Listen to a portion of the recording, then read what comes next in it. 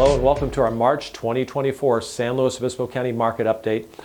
Boy, it's an exciting time for us as we head into the spring months, and I want to say thank you, of course, to all our great clients who we've been able to help and refer us, but also to the great vendors, the people that help our clients, whether it's getting them a mortgage, doing the escrow, helping them get their yard cleaned up. We have so many wonderful people we rely on and do a great job for our clients, so I want to say thank you to all of you.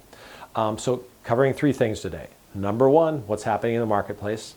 Number two, we're going to touch on mortgage rates a little bit. And finally, we're going to talk about everybody's favorite topic, taxes. Okay? The market has started to shift a little bit more. So our inventory is up. We have about 14% more homes on the market this time this year than last year. It doesn't sound like a lot. It really isn't, but it's up a little bit. New homes coming on the market, a much faster pace this past month than it was a year ago, about 40% more, which is great. We need them. New pending properties down a little bit, closed sales up about 20%. The other thing that's really interesting is our days on the market. We're closer to 35 to 40 days on average for the average home sale. That's different than days on the market for homes that maybe are condition or price challenged, nice way to say it, and are sitting on the market probably twice as long. Okay, so that initial price that a property owner sets on their home can really dictate how well they do. Oftentimes, better priced homes sell faster and for more money. Okay, but we're still seeing multiple offers. So again, it feels like a normal spring market.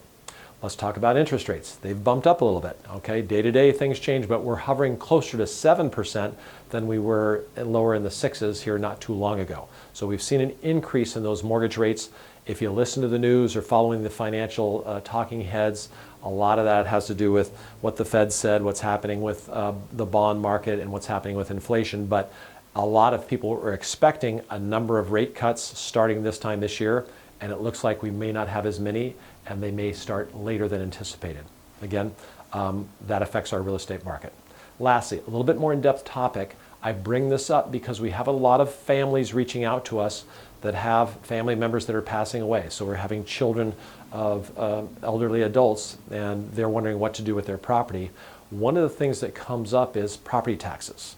And Prop 19 passed recently, and it had a couple of prongs to it, and I'm only going to talk about this if you promise me that if you have questions, you call me. I'm going to tell you to talk to either an accountant or an attorney about the implications of this. But in general, Prop 19, you get to move your tax base to other counties. Okay, I can sell here for $1.5 million. My taxes might be based on what I paid for the house, let's say $500,000, and go to a different county and pay the same price or less, and I get to move that tax base, and it doesn't bump up to what it would be on $1.5 million, but what I had on my house. Okay, so they call that portability. Another portion of this, and the good news about that is it makes people able to move a little bit easier and seamlessly and not cost as much to make a move, which is healthy because it puts homes on the market. Secondly, when someone does pass away, it used to be the property taxes would stay the same. In most cases now it will not. And I'm making big generalizations, but probably the only exemption they have in most cases is that if you're a direct sibling and you're the only one, you can often, if you move into the house and it was owner occupied by your parents, you can keep that tax base. You have to move in a certain time frame. Okay? Otherwise, if your parents had a rental house and you take that on, most likely property tax is going to go up.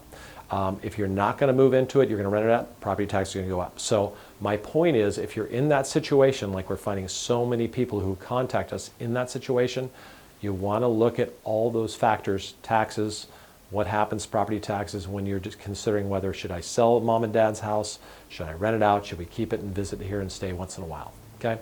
Lot to consider there. Any questions, give us a call. We can direct you to the right people. Thank you for listening, and we'll see you next month.